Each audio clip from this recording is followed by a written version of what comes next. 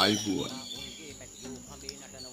මේ අවුරුද්දෙවත් ඔයාලා තමන්ව විශ්වාස කරන්න පුරුදු වෙන්න.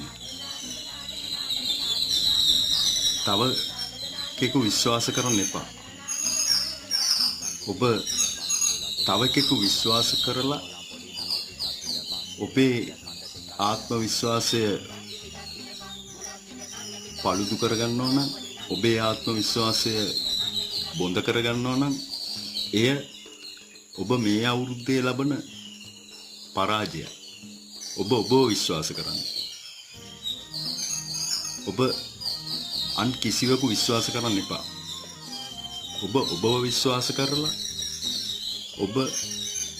ඔබේ ශක්තියෙන් ඔබට හැකි පමණින් ඔබේ ජීවිතය ගොඩ දාගන්න